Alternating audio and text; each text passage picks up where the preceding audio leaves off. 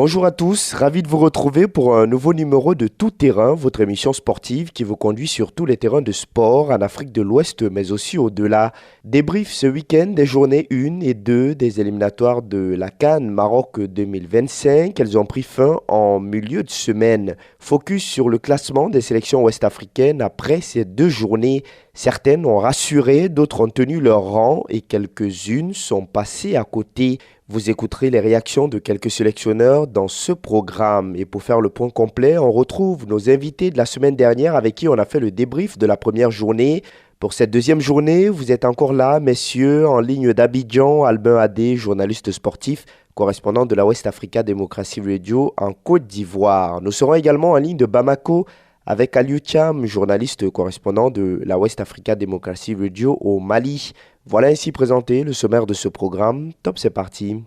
On va commencer par la Côte d'Ivoire. À tout seigneur, tout honneur, la Côte d'Ivoire championne d'Afrique en titre.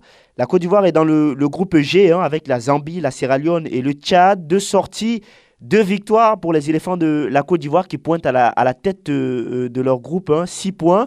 Albin Adé, est-ce une belle opération pour les éléphants de Côte d'Ivoire lors de ces deux journées? Je dirais une très belle opération pour les éléphants de Côte d'Ivoire qui engrangent 6 points. Il faut rappeler que la Côte d'Ivoire, bien sûr, comme vous l'avez souligné, est championne en titre. Et il était vraiment important pour la Côte d'Ivoire de bien démarrer cette campagne de qualification pour la CAN qui va se dérouler au Maroc. Et avec, bien sûr, ces deux victoires, faut rappeler que la Côte d'Ivoire s'est imposée face à la Zambie et bien sûr face au Tchad. Et arrive bien sûr avec, on va dire, le plein de capital, le point avec bien sûr 6 points obtenus en 2 journées. Il était vraiment important puisque faut rappeler que ça n'a pas été facile, hein. Quand on fait le point, on voit que la Côte d'Ivoire a engagé 6 points, mais il faut rappeler que ça a vraiment été difficile. Même si le match face à la Zambie, ici à domicile du côté de Bouaké, on a vu vraiment une équipe de la Côte d'Ivoire en maîtrise qui a vraiment dominé son sujet et qui a pu l'emporter. Et ils sont allés s'imposer également du côté du Cameroun, puisque le match face au Tchad s'est déroulé du côté du Cameroun, avec une équipe vraiment qui avait de l'envie. Il y a un joueur vraiment qui s'est illustré. Il s'agit de Jean-Philippe Crasso, qui n'était pas vraiment dans les premiers choix de l'entraîneur ivoirien, parce qu'il faut rappeler que c'est suite, on va dire, au forfait, bien sûr, de Sébastien Haller, qui vient de signer à Leganés et qui vraiment n'était pas disponible pour cette trêve internationale, que Jean-Philippe Crasso a été appelé. C'est lui qui inscrit les deux buts face à la Zambie et du côté du Cameroun également face au Tchad, il inscrit un but. Donc, pour rappeler que le grand gagnant de cette trêve, c'est bien sûr Jean-Philippe Crasso, qui s'en sort avec 3 buts. Donc, la Côte d'Ivoire démarre très bien cette campagne de qualification. Et pourquoi pas pour les matchs à venir, on va dire la double confrontation qui va se jouer en octobre face à la Sierra Leone. La Côte d'Ivoire fera tout pour également avoir, bien sûr, on dira les 6 points toujours bien positionnés pour la qualification, pour la CAN du côté du Maroc. Et est-ce qu'il faut s'attendre justement, Albin Adé, à voir Jean-Philippe Crasso occuper cette attaque de la Côte d'Ivoire, hein, même quand Sébastien Haller va revenir? On se rappelle, lors de la CAN, il avait également fait une belle compétition, mais en seconde partie, on l'avait moins vu hein, avec l'arrivée d'Emers Faé. Finalement, est-ce qu'il faut s'attendre à le revoir au niveau de l'attaque ivoirienne, malgré le retour de Sébastien Haller? Déjà, moi, je pense qu'avec sa prestation lors de cette trêve internationale, Jean-Philippe Crasso a forcément gagné une place au sein de cette équipe des éléphants de Côte d'Ivoire. Mais en ce qui concerne, on va dire, la titularisation ou non de Jean-Philippe Crasso en attaque, je pense que cela va dépendre aussi de la forme de Sébastien Haller parce qu'il faut rappeler qu'il vient de changer de club et puisqu'il vient d'être prêté au club espagnol de Leganés. Alors, cela va dépendre également, on va dire, vraiment de la forme de Sébastien Haller, mais au vu de la performance de Jean-Philippe Crasso, je pense que cette performance, au contraire, vient mettre un peu à mal, on va dire, Evan Guessant, le joueur qui évolue du côté du championnat de France, qui également a été appelé pour cette trêve internationale, mais qui n'a pas convaincu. C'est vrai qu'il avait de l'envie, mais il n'a pas, on va dire, convaincu à 100%. Je me dis que cette performance de Jean-Philippe Crasso mettra quand même un peu en mal Evan Nguessan.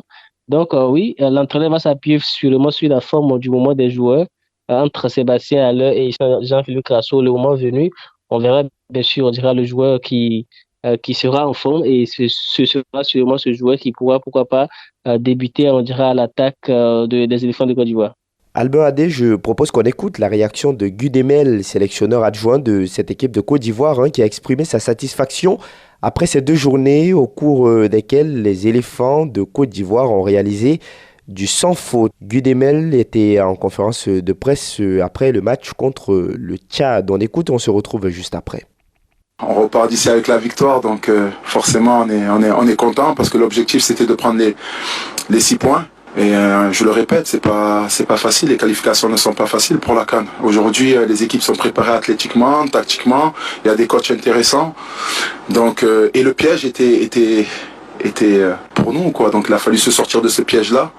Et je pense que les garçons ont bien répondu au final. Donc non, on est assez content du bilan et du contenu.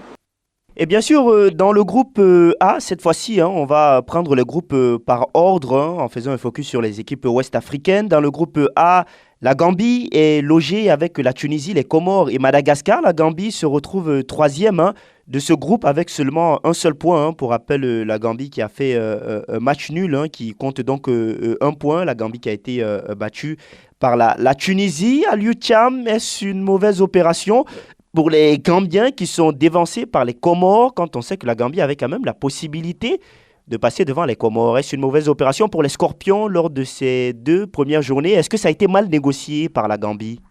Tout à fait. C'est une rentrée vraiment pas remarquable du côté des Scorpions de la Gambie. Donc, les coéquipiers de Moussa Barrow doivent maintenant réagir lors de la 3e journée contre les Barrières du Madagascar pour se positionner dans la course pour la qualification. Certes, la bataille n'est pas terminée, mais il faudra concentrer les efforts du côté de cette équipe de la Gambie pour pouvoir s'accrocher afin d'obtenir sa qualification. Et bien sûr, dans le groupe B, cette fois, il y a le Maroc, le Gabon, la République centrafricaine et le Lesotho. Dans le groupe C, l'Égypte était avec le Cap-Vert, la Mauritanie et le Botswana. La Mauritanie est classée troisième, le Cap-Vert deuxième et l'Égypte occupe la tête de ce groupe. Pour la Mauritanie à l'UTIAM, est-ce que ça coince un peu pour les Mauritaniens en ce début des éliminatoires? Pas du tout, parce qu'on se rappelle que la Mauritanie a quand même remporté son premier match lors des... La Mauritanie qui a 3 points, bien sûr, tout comme le Cap-Vert, exactement, justement. tout comme le Cap-Vert. Donc, la bataille va se jouer lors de la 3e journée entre les 2 équipes. Même si la Mauritanie a perdu contre le Cap-Vert, tout va se jouer lors de la 3e journée. La Mauritanie ira défier l'Égypte sur son terrain. Par contre, le Cap-Vert va recevoir le Botswana. Donc, avantage à l'équipe du Cap-Vert qui va recevoir une équipe du Botswana qui n'a engagé aucun point jusque-là. Par contre, la tâche s'annonce beaucoup plus difficile pour la Mauritanie qui va aller, comme je l'ai dit tout à l'heure, va défier l'Égypte quand on sait que l'Égypte est positionnée avec 6 points. Donc, la tâche s'annonce vraiment compliquée pour Amir Abdou et ses hommes. Dans le groupe D, il y avait ce match très attendu entre le Nigeria et le Bénin. Vous l'aviez prédit, Albin, cette fois-ci, le Nigeria a largement dominé le Bénin, 3-0. Le Bénin qui avait battu le Nigeria lors des qualifications pour la Coupe du Monde. Cette fois, le Nigeria prend le dessus. On a vu un Nigeria largement au-dessus. Est-ce que le Nigeria se rassure, Albin, avant la 3e journée? Le Nigeria, premier de son groupe, avec 4 points. Oui, je l'avais dit, le Nigeria, on a vu vraiment une équipe du Nigeria qui a ramené, on va dire, tous les attaquants qu'on ait reçu cette armada offensive du côté du Nigeria, que ce soit Lookman, Boniface, Victor Osimhen et autres étaient tous présents, d'ailleurs avec Victor Osimhen qui a inscrit un but, sans oublier bien sûr Lookman également qui a brillé de 1000 feux. Le Nigeria vraiment se rassure avec cette victoire et bien sûr on dirait un match nul qui aujourd'hui se retrouve à la tête du groupe avec 4 points. Mais rien n'est encore perdu pour les Guépards du Bénin. Il faut rappeler que le Bénin a enregistré une victoire. C'était bien sûr face à la Libye. Le Bénin qui compte désormais 3 points. Dans la suite de la compétition, on aura bien sûr cette double confrontation entre le Bénin et le Rwanda. Je pense que si le Bénin arrive à faire le maximum de points face à cette équipe du Rwanda, le Bénin aura pourquoi pas une chance de pouvoir se qualifier. On dirait vraiment une entame pas totalement réussi pour le Nigeria, puisque le Nigeria a fait un match nul face au Rwanda et surtout avec 4 points. Mais moi, je pense que le Nigeria a toujours eu des campagnes de qualification très compliqué, très difficile. Mais malgré cette contre-performance face au Rwandais, les Nigérians se trouvent à la tête de ce groupe avec 4 points. Ces 2 premières journées ont été une réussite, en quelque sorte, pour cette équipe du Nigeria. Pour ce groupe, on dira simplement que toutes les équipes ont mis en griffe la Libye, encore leur chance, puisque le Bénin aura une double confrontation face, bien sûr, au Rwanda. Et si les Béninois, s'ils arrivent à faire le maximum de victoires face à cette équipe du Rwanda, les Béninois pourront avoir, pourquoi pas, une chance de pouvoir décrocher un billet qualificatif pour la CAN.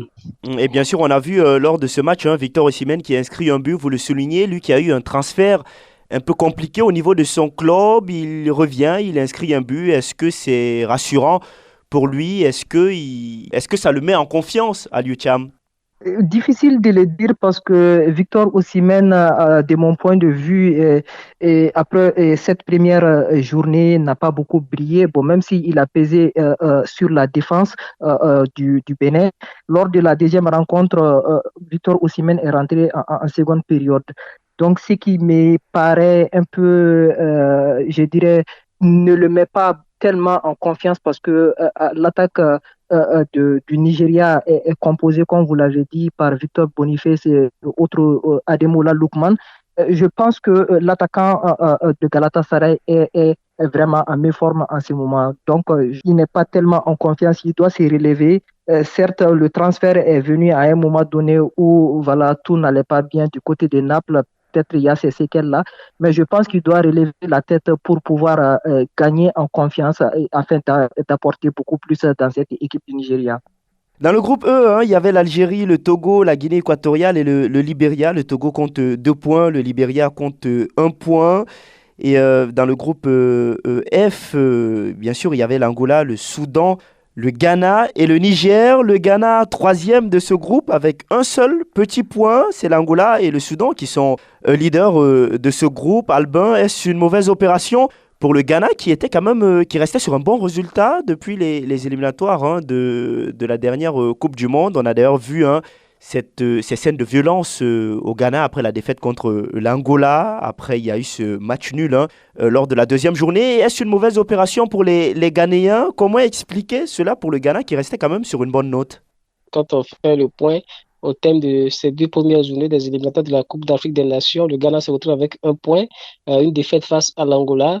Et vous l'avez souligné tantôt, une défaite qui a bien sûr soulevé, on va dire, la colère des supporters qui sont bien sûr, qui ont manifesté leur colère avec des scènes de violence.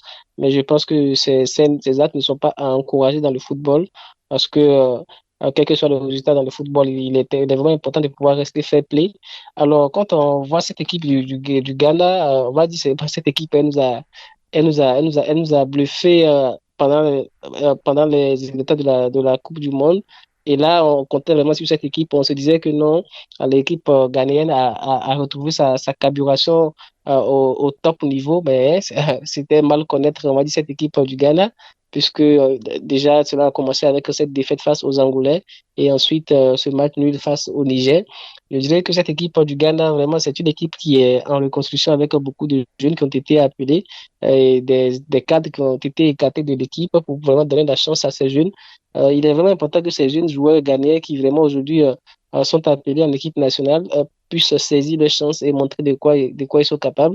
Mais je me dis simplement que le Ghana va se ressaisir et pourquoi pas pour les prochaines journées, le Ghana fera l'effort de pouvoir décocher un billet qualificatif pour la CAN. Rien n'est encore perdu pour les Ghanéens puisqu'il reste encore, on va dire, 4 journées à disputer. L'équipe ghanéenne, elle est vraiment... je suis sûr que les Ghanéens ont pris conscience et ils savent qu'ils sont en danger, comme on le dit. Et pourquoi pas, ils feront l'effort de pouvoir engranger le maximum de points lors des dernières journées à l'effet de pouvoir se qualifier pour la CAN. Sinon, une très très mauvaise opération pour l'équipe ghanéenne lors de cette fenêtre FIFA. La République démocratique du Congo est leader avec 6 points. La RDC qui est avec la Tanzanie, l'Éthiopie et la Guinée, le seul pays ouest-africain dans ce groupe. 0 points pour la Guinée, 2 sorties, 2 défaites. Albin Adé, est-ce que la crise est beaucoup plus profonde en Guinée? Sinon, est-ce qu'on s'enlise du côté de la Guinée depuis le limogeage de Kaba Diawara? Oui, on va dire du côté de la Guinée, malheureusement, cette équipe guinéenne ne trouve pas pour le moment, on va dire, les solutions idoines à l'effet de pouvoir nous proposer un football intéressant et de pouvoir, pourquoi pas, remporter des victoires. Malheureusement, comme vous l'avez dit tantôt, depuis le limogeage, bien sûr, de son sélectionneur, cette équipe, on va dire, ça va de mal en pire, puisque deux sorties, deux défaites avec 0 point. La Guinée qui pointe à la dernière place de ce groupe. On espère bien que l'équipe guinéenne va vite se reprendre et savoir vraiment que il y a une place, il y a une place qualificative à aller chercher et qui vont pourquoi pas essayer de donner le meilleur d'eux, puisque bon, c'est vrai qu'aujourd'hui la Guinée compte 0 point, mais je me dis que rien n'est encore perdu. La Guinée, ce sera vraiment très compliqué déjà, comme vous l'avez dit, avec la RDC qui cabute très fort dans ce groupe avec deux victoires en 2 journées. Mais cela ne nous étonne pas, puisqu'il faut rappeler que la RDC a été récemment demi-finaliste de la Coupe d'Afrique des Nations en Côte d'Ivoire. La RDC qui chef sur cette dynamique, bien sûr, engrangée depuis la CAN, la récente CAN en Côte d'Ivoire. Bon, on entend dans les couloirs que l'ancien sélectionneur du Mali serait pressenti pourquoi pas pour prendre la tête de cette équipe du Chili national. On espère vraiment si cela se confirme qu'il pourra pourquoi pas apporter un souffle nouveau à cette équipe de la Guinée. La Guinée qui a été battue par la RDC hein, lors de la première journée, vous le soulignez Albin, à Kinshasa. Dans le groupe I, le Mozambique et avec le Mali, la Guinée-Bissau et le Swaziland, les Maliens pointent à la deuxième place, 4 points, tout comme le Mozambique. Le Mali a fait match nul à domicile face au Mozambique et s'est imposé face à l'Iswatini, 1 but à 0. Aliou Thiam, est-ce que l'équipe malienne qui a joué ces 2 journées a assuré l'essentiel en l'absence des cadres avec Yves Bissouma comme capitaine? Oui, vous l'avez dit tout à l'heure, cette équipe du Mali s'est fait une petite santé en allant s'imposer en Afrique du Sud contre les Swatini après avoir concédé le match nul contre le Mozambique à Bamako. Et cette équipe du Mali ne convainc pas dans son jeu, donc elle doit tout à fait relever son niveau de jeu pour pouvoir rassurer. Je pense que si cette équipe change de visage et change son football, pourra peut-être se qualifier dès la quatrième journée. À l'UTIAM, je propose qu'on écoute cette fois le sélectionneur de cette équipe du Mali, Tom Saintfit, satisfait du bilan après 2 journées, mais qui attend plus de son équipe offensivement. On a créé beaucoup d'occasions, mais je pense qu'on a presque encore une fois 20 tirs au but, et c'est bon. On doit être plus décisif, on doit marquer des buts. Je veux pour les prochains mois qu'on va marquer plus facile des buts. C'est important quand tu veux gagner les grands matchs. C'est le seul détail que je veux vraiment travailler. Mais pour la première semaine, 4 points après 2 matchs, on peut être content. Et bien sûr, hein, dans le groupe EK, l'Ouganda était avec l'Afrique du Sud, le Congo et le Soudan du Sud. Dans le groupe J, il y avait le Kenya, le Cameroun, le Zimbabwe et la Namibie. On termine par le groupe L, composé du Burkina Faso, du Sénégal, du Burundi et du Malawi. Le Burkina Faso est leader de ce groupe avec 4 points devant le Sénégal qui compte également 4 points. Albin Adé, est-ce 2 sorties réussies pour les Burkinabés et leur nouvel entraîneur? Oui, on dirait deux sorties réussies parce que cela n'était pas gagné d'avance quand on se retrouve dans une poule avec le Sénégal. Mais les Burkinabés ont su arracher, on va dire, un match nul face aux Sénégalais et par la suite obtenu une victoire et se retrouve aujourd'hui avec 4 points leader de ce groupe. Donc vraiment, on va dire, le nouveau sélectionneur de l'équipe burkinabé, bien sûr, Brahma Traoré, essaie de mettre en place, on va dire, quelque chose et on voit que cela commence à prendre corps, comme on le dit, malgré qu'il s'est passé des cadres de certains cadres de cette équipe, il arrive vraiment à avoir des résultats. On espère qu'il va continuer sur cette lancée. On a vraiment, on va dire, aujourd'hui, au niveau du Burkina, de jeunes joueurs vraiment qui ont intégré l'équipe et qui vraiment essaient d'apporter, on va dire, un souffle nouveau à cette équipe du Burkina Faso. Et vraiment, on espère qu'ils vont continuer sur cette lancée à l'effet de pouvoir décocher une place qualificative pour la CAN prévue au Maroc. Donc, vraiment, on va dire chapeau aux Burkinabés qui aujourd'hui sont leaders de cette poule, mais on a également, on va pas oublier, on va pas enterrer tout de suite le Sénégal qui également compte 4 points. On espère vraiment qu'on aura un match, on attend le match de retour, on va dire, entre le Sénégal et le Burkina Faso qui s'annonce vraiment très intéressant parce que déjà les Sénégalais, on va dire, ce match nul concédé face au Burkinabé, moi je pense que c'est comme une défaite bien sûr pour les Sénégalais hein, parce que au vu de l'effectif de l'équipe sénégalaise, on se dit vraiment on a le talent qu'il faut et que les résultats doivent suivre. Donc, on espère vraiment que le sélection de l'équipe sénégalaise, bien sûr, pour pouvoir trouver le mot juste et bien sûr, on va dire les hommes qu'il faut à la place qu'il faut, à l'effet de pouvoir avoir à l'avenir, bien sûr, de bons résultats pour assurer sa qualification pour la CAN, bien sûr, prévue du côté du Maroc. Le sélectionneur sénégalais est très critiqué après ces 2 journées. Lui d'ailleurs qui a fait venir beaucoup de jeunes en sélection. Alors la mayonnaise tarde à prendre pour le moment. Justement, c'est la question qui se pose, Albin. Est-ce que vous pensez que la mayonnaise tarde à prendre côté sénégalais ou il y a ce mélange de jeunes et des cadres ou est-ce que vous pensez que le Sénégal est carrément sur une pente descendante après les efforts fournis entre 2017 et 2022 pour aller arracher la Coupe d'Afrique des Nations? Écoutez, moi je pense que c'est tout à fait normal hein, parce qu'on a vu cette équipe sénégalaise, bien sûr, qui a remporté pratiquement, on va dire, tous les trophées majeurs au niveau de l'Afrique, que ce soit dans différentes catégories. Donc vraiment, on va dire, là, sur le mois après ces différentes victoires, repartir encore de l'avant, c'est vraiment un peu compliqué. Aussi, comme vous l'avez souligné, avec de jeunes joueurs qui intègrent l'équipe, on va dire, un mélange entre l'ancienne et la nouvelle génération. Vous voyez que c'est vraiment un travail qui demande un peu de temps pour pouvoir véritablement trouver, on va dire, l'alchimie entre ces joueurs, bien sûr, entre ces jeunes qui ont intégré l'équipe et les anciens, les cadres qui sont là, les Sadio Mané et autres qui sont encore présents dans cette équipe du Sénégal. Mais aussi, quelque part, quand on voit aujourd'hui, on est en mesure de dire qu'il y a quelques cadres quand même de l'équipe qui ne suivent plus forcément, on va dire, les consignes, qui ne sont plus vraiment en accord à 100% avec la façon de diriger du sélectionneur sénégalais. Et quand c'est comme ça, c'est vraiment compliqué. On espère vraiment que le sélectionneur pourra trouver les mots justes qu'il faut à l'effet de pouvoir impliquer tous les joueurs parce que quand vous avez ces cadres qui sont au top et qui vraiment sont impliqués davantage, cela permettra bien sûr de pouvoir faciliter bien sûr l'intégration de ces jeunes qui viennent d'arriver à l'effet de pouvoir créer, on va dire, un groupe très solide, à l'effet de créer un groupe très solide pour aller vraiment chercher les victoires qu'il faut aller pour pouvoir se qualifier bien sûr pour la Coupe d'Afrique des Nations et pourquoi pas pour la Coupe du Monde également. On va écouter la réaction du sélectionneur sénégalais à l'UCC, content de se relancer dans la course au terme de la deuxième journée.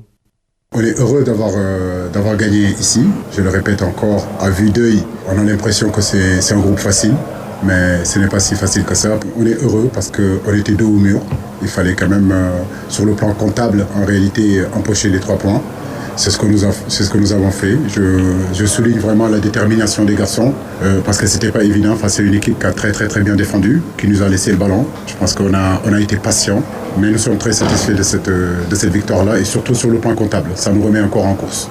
Et avant de se quitter rapidement, Aliou Thiam, j'aimerais qu'on revienne sur le Mali. On n'a pas parlé notamment de Yves Bissouma, c'est qui nous a échappé. Yves Bissouma qui a quand même fait 2 bons matchs lors de ces 2 journées. Il était le capitaine, il a marqué 2 buts contre le Mozambique d'abord et contre l'Eswatini. Le Mali doit finalement son salut à Yves Bissouma lors de ces 2 journées.